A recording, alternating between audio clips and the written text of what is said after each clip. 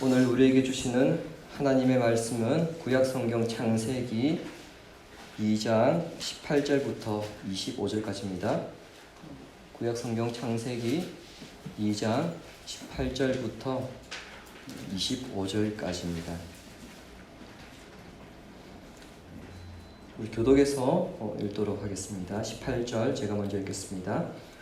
여호와 하나님이 이르시되 사람이 혼자 사는 것이 좋지 아니하니 내가 그를 위하여 돕는 배필을 지으리라 하시니라.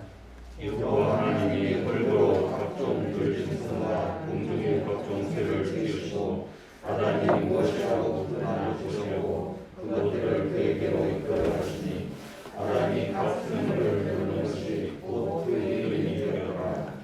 아담이 모든 가축과 공중의 새와 들의 모든 짐승에게 이름을 주니라. 아담이 돕는 배필이 없으므로 여호와 하나님이 아담을 깊이 잠들게 하시니 잠들매 그가 그 갈빗대 하나를 취하고 살로 대신 세우시고 여호와 하나님이 아담에게서 취하신 그 갈빗대로 여자를 만드시고 그를 아담에게로 이끌어 오시니 아담이 이르되 이는 내 뼈 중에 뼈요 살 중에 살이라 이것을 남자에게서 취하였으니 여자라 부르리라 하니라. 이러므로 남자가 부모를 떠나 그의 아내와 합하여 둘이 한 몸을 이룰지로다. 아담과 그의 아내 두 사람이 벌거벗었으나 부끄러워하지 아니하니라. 아멘. 여기 앉아 계신 분들 중에서 청년들은 잘 모르겠지만 지금으로부터 거의 30년 전 사랑이 뭐길래라고 하는 드라마가 당시 그 국민적 엄청난 선풍적 인기를 끌었습니다. 당시에 평균 시청률이 59%가 넘을 정도였고 아직 이 기록을 깬 드라마가 없을 정도로 그 장안의 화제가 되었습니다. 이 드라마가 당시 두 가지 신드롬을 불러일으켰습니다. 첫 번째는 타타타라는 노래였죠. 김혜자 씨가 극 중에서 남편 이순재 씨에게 타박을 듣고 난 후에 타타타를 부르면서 위안을 삼았는데 그 노래를 불렀던 김국환 씨도 그 무명에서 일약 이제 유명한 스타가 되었습니다. 두 번째는 남자는 하늘, 여자는 땅이라는 대사였습니다. 시대가 바뀌어 가고 있음에도 불구하고 여전히 조선 대대로 내려왔던 그 가부장적 제도를 타파하고자 이 드라마가 만들어졌는데 아이러니하게도 남자는 하늘, 여자는 땅이라고 하는 말이 유행해버렸습니다. 남자는 부엌에 들어가서 안 되며 결혼을 하더라도 모든 일은 부모와 상의해야 했으며 여자는 그런 남자에게 토달지 말고 순종하는 것이 바람직한 남녀상이고 그렇게 만나 결혼할 때에 올바른 가정으로 생각해왔던 것이 바로 우리나라가 역사적으로 걸어왔던 유교적인 가정이었습니다. 그런데 이런 생각들은 아직도 있습니다. 운전을 하고 갈 때에 여성 운전자가 그 교차로에 잘못 진입한다든지 또는 차선을 잘못 변경할 때에 뭐라고 합니까? 여자가 집에서 밥이나 하지 왜 차 끌고 나오느냐 그 소리치는 남자들이 많이 있습니다. 이런 남자들을 향해 요즘은 처음부터 밥하고 왔어요 그렇게 뒤에 붙이고 다니기도 합니다. 또 하나의 이야기를 더 해보고자 합니다. 최근 들어 청년들 사이에 인터넷에서 한남, 김치녀라고 상대를 비하하며 남녀 간의 갈등이 점점 심해지고 있습니다. 여성 혐오에 이어서 남성 혐오가 사회적인 문제로 지금 대두되고 있으며 이제는 인권을 중요하게 생각하는 시대이다 보니까 그동안 눌려왔던 여성들을 중심으로 소리를 내는 페미니즘이 지금 대두되고 있습니다. 페미니즘이란 오랫동안 내려왔던 남성 중심의 그 이데올로기에서 벗어나서 사회의 모든 분야에서 여성의 인권과 주체성을 되찾자는 운동입니다. 어떻게 보면 가부장적인 제도에 대한 반발이라고도 볼 수 있습니다. 우리나라의 경우 이러한 갈등은 앞으로 더 심해질 것 같습니다. 부모 세대에서는 가부장적 제도가, 청년들 그리고 자녀들 세대에서는 페미니즘이 대두되어서 결국 세대 간의 갈등, 그리고 남녀 간의 갈등이 점점 깊어지지 않을까 하는 염려가 있습니다. 동시에 이런 문제는 고부 간의 갈등으로도 이어지기 때문에 안 그래도 결혼하지 않으려고 하고 출산율이 낮은 우리나라에서 어떻게 이 문제를 해결해야 하는가, 이것이 숙제입니다. 이러한 문제를 해결하기 위해서 법적인 제도를 개선하고 그리고 사회 제도를 보완하는 것이 필요하겠습니다만, 근본적인 문제인 남자와 여자의 존재 그리고 정체성에 대해서 인지하지 못한다면 아무 소용없게 될 것입니다. 왜냐하면 이런 문제들은 비단 우리만의 문제가 아니라 전 세계적으로 역사적으로 그리고 보편적으로 있어 왔기 때문입니다. 그러므로 오늘 본문을 통해서 하나님께서 남자와 여자를 창조하신 근본 목적을 다시 살펴봄으로써 우리가 살아가는 사회나 가정을 원래 하나님 보시기에 아름다운 공동체로 회복시키기를 원합니다. 본문 역시 지난주 우리가 보았던 본문과 마찬가지로 여섯째 날에 대한 부록으로 보시면 됩니다. 하나님께서 에덴 동산을 만드시고 거기에 사람을 두시며 그 사람으로 하여금 그 에덴 동산을 다스리게 하셨습니다. 에덴 동산을 다스리는 것은 크게 두 가지로 나뉩니다. 먼저 에덴 동산을 경작하는 것으로 이것은 땅을 다스리는 것입니다. 여러분, 땅을 다스린다는 것은 에덴이 어떤 곳인지를 우리가 생각해 보면 조금 이해할 수 있습니다. 지난주 제가 에덴 동산에서도 타락 이전에 아담은 노동을 해야 한다고 말씀드렸습니다. 그렇다면 아직 농사를 지을 필요가 없는 땅에서 노동을 한다는 것은 무슨 의미일까? 경작하다라고 번역된 이 동사는 원래 히브리어로는 섬기다, 봉사하다, 예배하다라는 뜻을 가지고 있습니다. 그러니까 우리가 알고 있는 밭을 갈다라고 하는 그 뜻은 없습니다. 섬기다, 봉사하다, 예배하다 이런 뜻입니다. 즉 하나님을 예배하는 것과 남에게 봉사하는 의미가 담긴 게 바로 이 경작하다라고 하는 동사입니다. 구약에서 이 단어는 언제 쓰였느냐? 주로 제사장들이 성막에서 자신에게 주어진 사역을 감당할 때에 이 단어를 썼습니다. 여러분, 제사장들이 성막에서 어떤 일을 하였습니까? 직접적인 일은 바로 예배 드리는 일이죠. 제사 드리는 일. 그리고 두 번째는요, 그 성막에 외부 사람들이 들어오지 못하도록 차단하는 역할을 했습니다. 이게 제사장들의 큰 역할들이었습니다. 자, 이것을 염두하고 우리가 볼 때에 하나님께서 이 남자라 하여금 에덴을 지키게 하셨는데, 지킨다는 것은 매우 신경 써서 돌본다는 것으로 이 목적을 위해서는 간혹 감시하다 이런 의미도 포함되어 있습니다. 자, 이 모든 것을 고려할 때에 에덴 동산은 후에 나타날 성막을 상징하는 것으로 볼 수 있습니다. 즉 아담은 이곳에서 제사장 겸 동산지기로서 생명나무의 열매를 먹으면서 그곳에 악이 들어오지 못하는 그 역할들을 감당해야 했던 것입니다. 두 번째로 아담이 해야 했던 일은 바로 동물을 다스리는 것입니다. 이러한 대표적인 사역이 바로 이름 짓는 것입니다. 여러분, 이름을 짓는다는 것은 그 이름이 지어지는 대상에 대한 권위를 확인하는 것으로서 동물을 다스리라고 하는 그 하나님께 주신 그 권위를 사용한 것입니다. 예를 들어서 청년이 만나서 가정을 이루어서 결혼을 하였습니다. 그럼 이제 부부가 될 것이고 그 부부 사이에서 이제 자녀가 태어나는데요.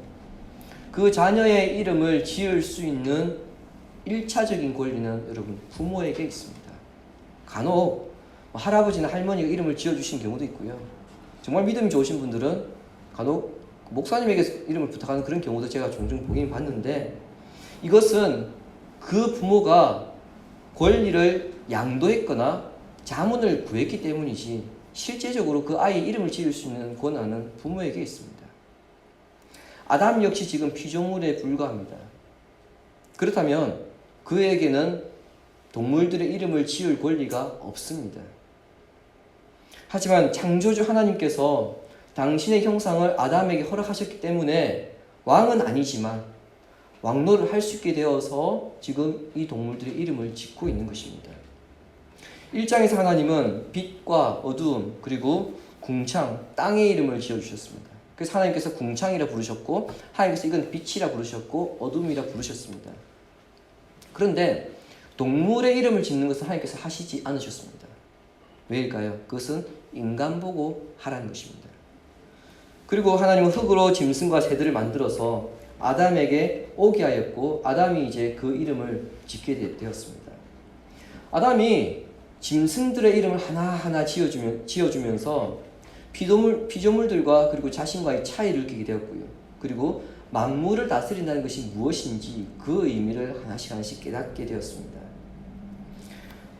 한박교에서 그 사역을 할 때에 그 부부 청년의 한 가정이 이제 아이를 낳았는데 이름 짓는데 3주 넘게 걸렸습니다. 요즘은 여러분 임신한 지 20주가 지나면 이제 성별을 알 수 있거든요. 그래서 아마 대부분 성별을 알면 그때부터 이름 짓기 시작합니다. 굉장히 오랜 시간 동안 고민을 했을 텐데 출산하고도 3주가 지나서야 이름을 지었습니다. 우리도 이름을 지을 때 많은 고민을 합니다만 구약에서는 이름 짓는 것을 굉장히 중요하게 생각합니다. 그 이름에는 한 사람의 일생을 요약할 정도로 굉장히 중요한 의미로 이름을 짓습니다. 가령 여러분이 잘 아시는 야곱은 태어날 때 그의 형이 발꿈치를 잡았다고 해서 이름을 야곱이라 지었습니다. 그 야곱의 뜻은 발꿈치 그리고 약탈자라는 의미가 있습니다. 자, 여러분 이미 그 발꿈치 약탈자라는 의미에서 여러분 이제 야곱의 일생이 다 떠오르지 않습니까? 이 이름처럼 야곱은 그의 생애 가운데의 중요한 순간에 여러 차례 남을 속였습니다. 이런 일들을 하나님께서 아담에게 맡기셨습니다. 여러분 이름 짓는 게 생각보다 쉽지 않거든요.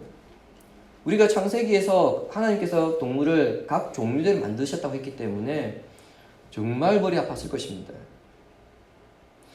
아담은 동물을 다스리는 위치에 있었지만 또 그 동물들 또한 흙으로 만들어졌거든요. 그래서 흙으로 만들어진 동물들의 이름을 지어주면서 나나 이 동물들이나 사실은 근본은 별 차이 없는 것임을 느끼게 되었을 것입니다. 이렇게 아담이 하나님께서 주신 권위를 가지고 동물들의 이름을 하나씩 지어갈 때에 깨닫는 것이 하나 있었습니다.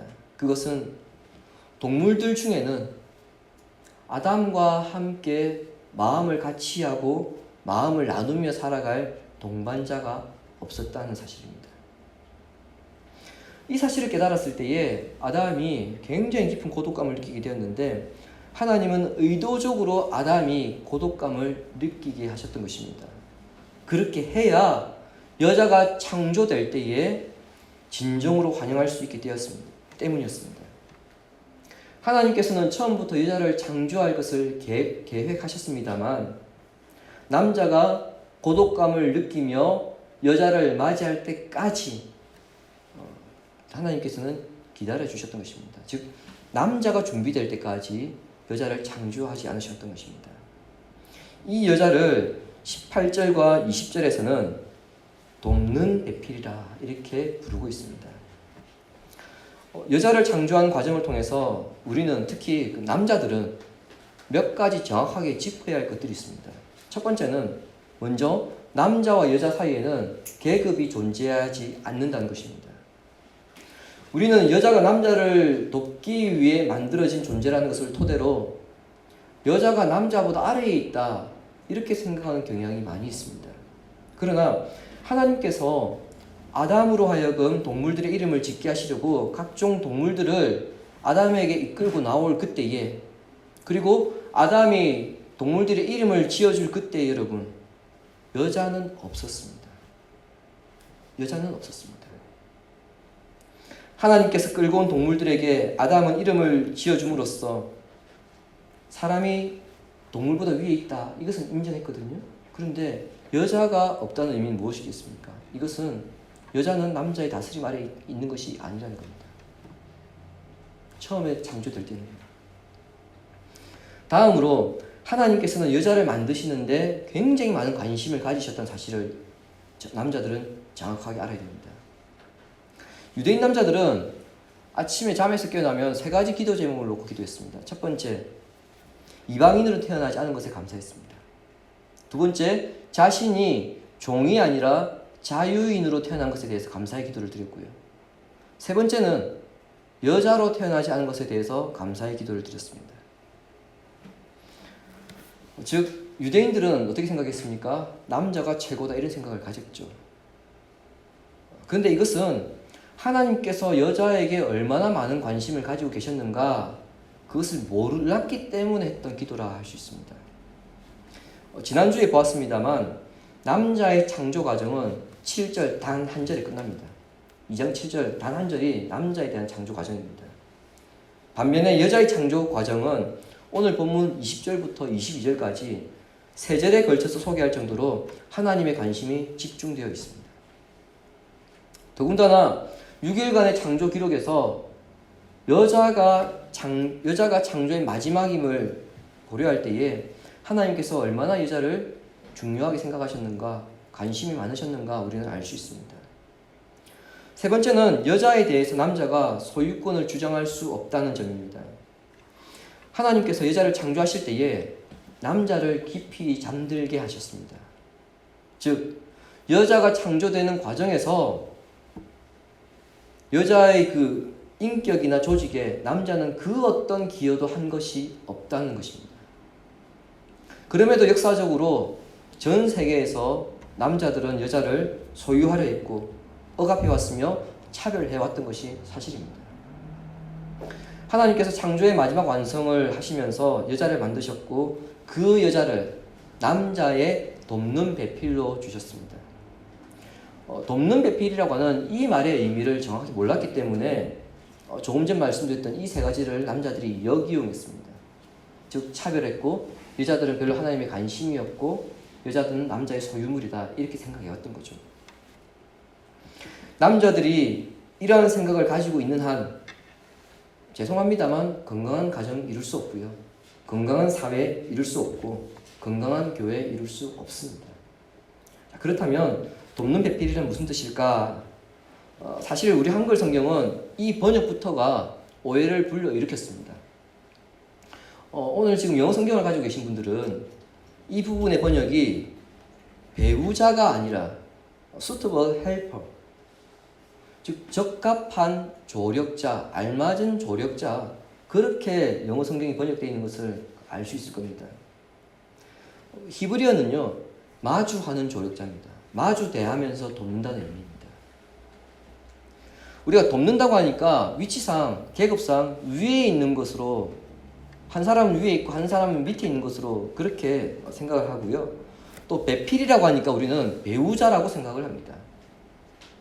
하지만 돕는다는 것은 이 사람이 윗사람에게 종속되어서 그 윗사람을 돕는 것으로만 생각해서는 안 됩니다.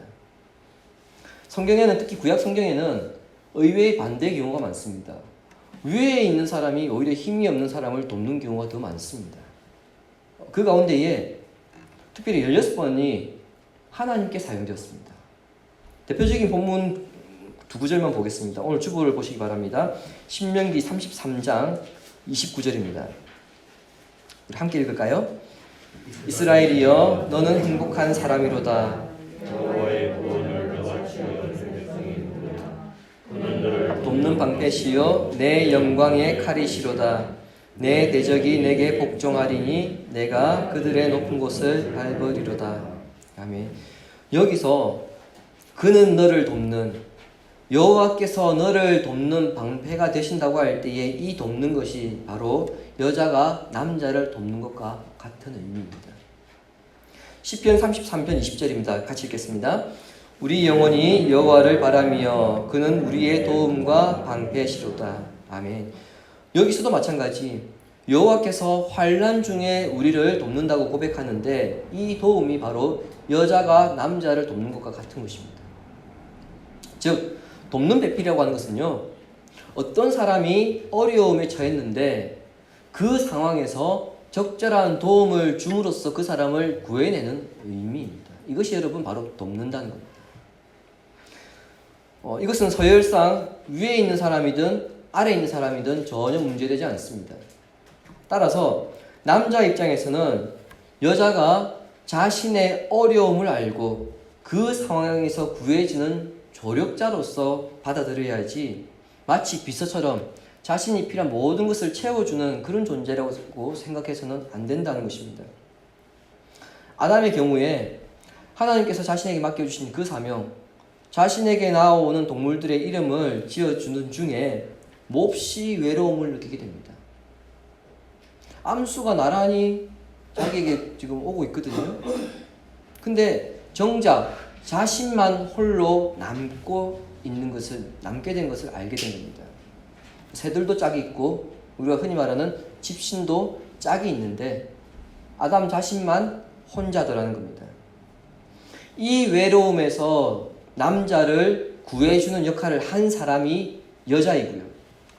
생육하고 번성하여 땅에 충만하기 위한 그 명령이 지금 위험에 처했는데 그 명령이 온전히 수행되도록 도움을 준 사람이 바로 여자입니다. 만일 이 상황에서 아담에게 조력자가 없었다면 그는 첫 번째 계속해서 외로움에 시달려 있을 거고요. 두 번째 하나님께서 맡겨주신 사명, 생육하고 번성하고 땅에 충만하고 다스리는 것, 이 사명을 온전히 이행하지 못했을 것입니다. 하나님께서 아담에게 이 부분을 잘 각인시키기 위해서 여자를 만드실 때에 우리 성경은 갈빗대라고 그렇게 번역이 되어 있습니다. 갈빗대로 만드셨습니다.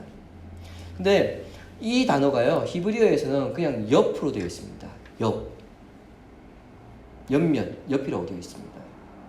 옆은 하나님께서 여자를 지으실 때에 그 뼈와 살을 다 사용하였다는 것을 의미합니다. 하나님께서 남자의 머리도 아니고 발꿈치도 아니고 그 옆구리에서 뼈와 살을 취해서 여자를 만드신 목적은 무엇일까? 18세기에 청교도 신학가의 그 대가인 매튜 헨리 목사님이 이렇게 정의를 내렸습니다. 주부에 있는 단품을 보시기 바랍니다.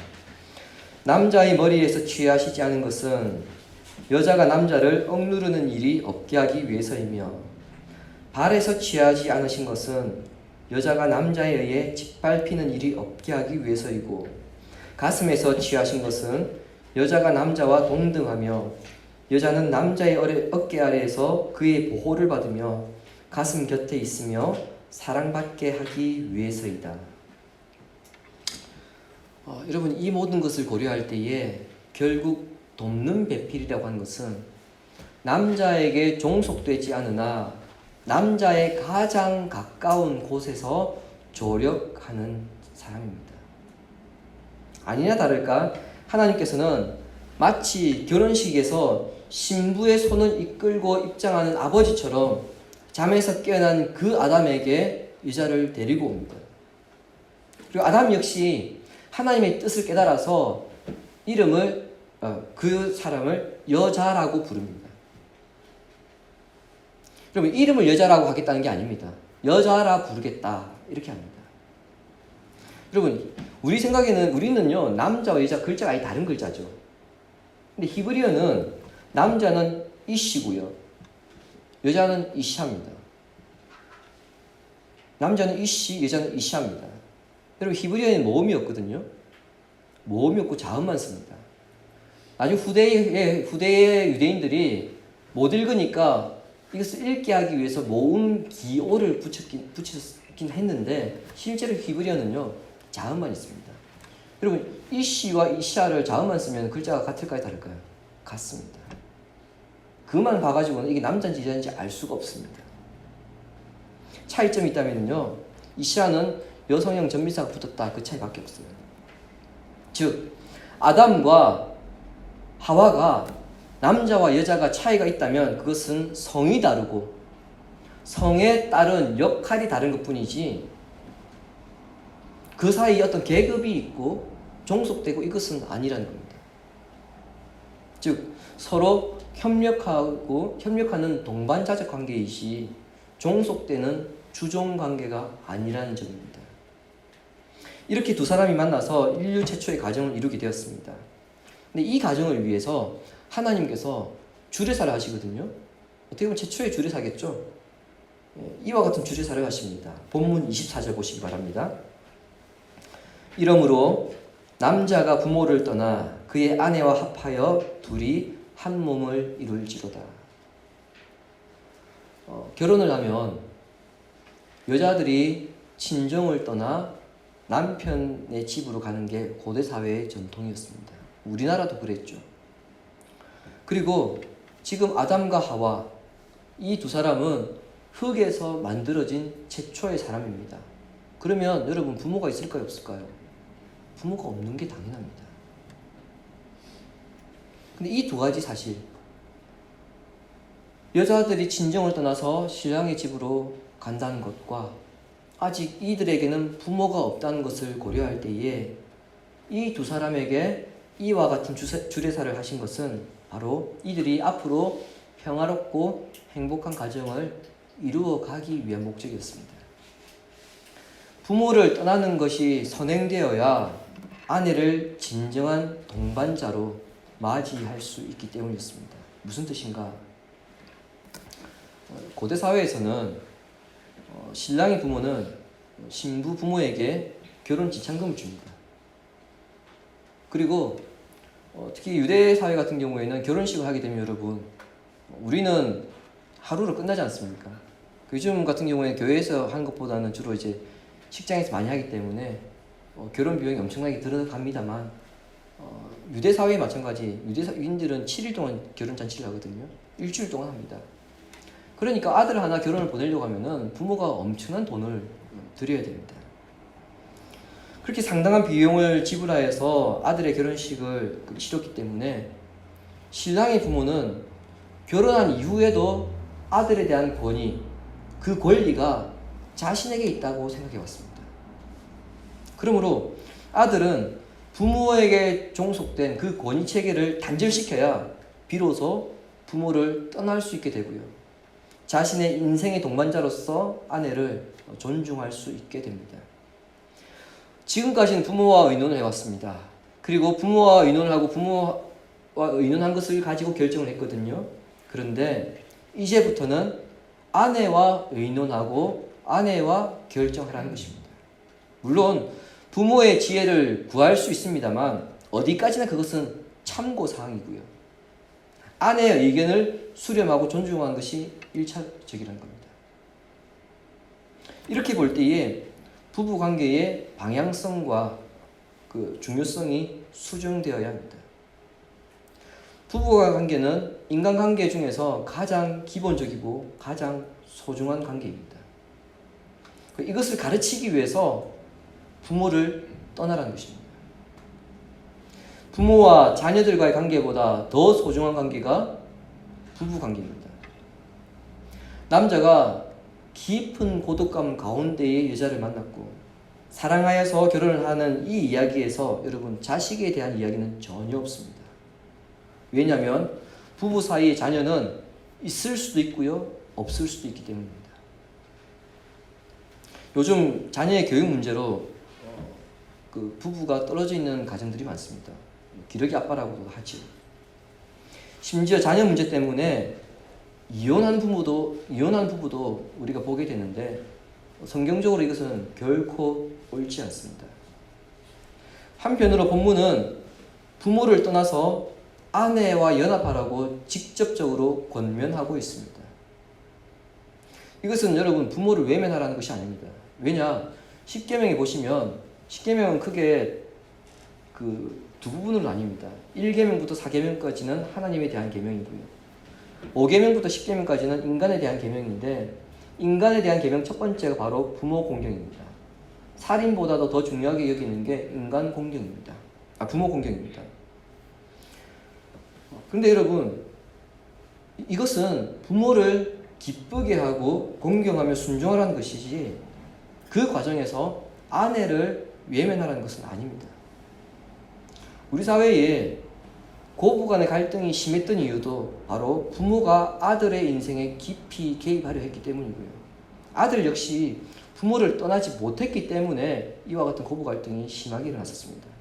그러므로 남자는 아내와 관계가 해체되지 않도록 노력해야 합니다. 합한다는 것은 연합한다는 것을 의미합니다. 이것은 관계의 성적인 측면을 강조한 것이 아니고요. 신실한 사랑으로 하나됨을 지키고자 헌신하라는 겁니다. 이렇게 할 때 부부는 피를 나눈 가족보다 더 친밀한 유대 관계를 이루게 되고요. 평화롭게 행복한 가정을 이루게 됩니다. 이러한 상태의 결정체가 바로 25절입니다. 두 사람이 벌거벗었으나 부끄럽지 않았더라. 벌거벗음은 일반적으로 몸에 아무것도 입지 않은 것을 말하지만 본문에서는요, 남자와 여자 사이에 그 어떤 허물이나 장벽이 없으므로 서로 신뢰하게 되었고, 이로 인해서 모든 부끄러움들이 사라졌다는 것을 의미하게 됩니다. 주님이 사랑하신 시내가의 시민 가족 여러분, 세상에서 하나님의 영광이 충만하도록 드러내기 위해서 하나님께서는 사람이 그 사명을 온전히 수행하도록 하셨습니다. 남자와 여자를 통해서 이 사명을 수행하게 하셨던 거죠. 그런데 사람이 이 사명을 온전하게 수행하기 위해서는 서로에게 적합한 조력자, 돕는 배필이 있어야 했습니다. 오늘은 5월의 첫 번째 주일이고요. 한국교회는 오늘을 어린이 주일로 지키고 국가적으로 5월 한 달은 가정의 달로 보내게 되어집니다. 모든 성도가, 모든 사람이 가정의 행복과 평화를 소망합니다. 이것을 위해서 다른 것을 돌아보기 전에 가장 먼저 바로 부부의 관계를 돌아보고 그 관계를 회복시켜야 할 것입니다. 다른 관계들보다 먼저 부부가 우선인 관계가 회복될 때에 가정이 에덴 동산으로 변화되기 시작합니다. 동시에 청년들은 오늘 이야기를 통해서 사실 아직 결혼하지 않았기 때문에 나와 별 상관없다, 그렇게 생각할 것이 아니라 오늘 이야기를 통해서 앞으로 어떤 가정을 이룰 것인가, 그 그림을 지금부터 그려가야 합니다. 누구나 행복한 가정을 꿈꾸지만 행복한 가정을 이루지 못하는 이유는 바로 청년의 때에 남자와 여자 역할에 대한 이해와 상호간의 정체성에 대해서 배우지 못했기 때문입니다. 사실 이것은 여러분 청년 때 이미 준비되어 있어야 하는 부분입니다. 가정에서부터 이런 변화가 나타날 때에 가정이 에덴 동산이 되고 이 땅에서 천국을 경험하는 곳이 되며, 더 나아가 사회 속에서 나타나는 남녀 간의 갈등, 그리고 세대 간의 갈등 또한 완화될 것입니다. 서로가 돕는 배필, 그 상황에서 적합한 조력자가 됨으로써 우리가 속한 가정과 교회, 사회를 평화롭고 행복한 에덴 동산으로 이루어가시는 성도님들 되시기를 예수님의 이름으로 축원합니다. 말씀을 생각하면서 기도하겠습니다. 먼저 우리 자신이 돕는 배필, 모든 상황에서 적합한 조력자가 되게 하셔서 내가 속한 가정과 교회, 직장과 학교가 축복이 가득하며 평화가 넘치는 곳이 되도록 기도하겠습니다. 또한 우리 교회의 모든 가정의 부부가 서로 사랑하며 신뢰하고 존중하게 하시고, 우리의 청년들이 앞으로 돕는 배필을 만나 믿음의 온전한 가정을 이루도록 말씀 생각하면서 기도하겠습니다.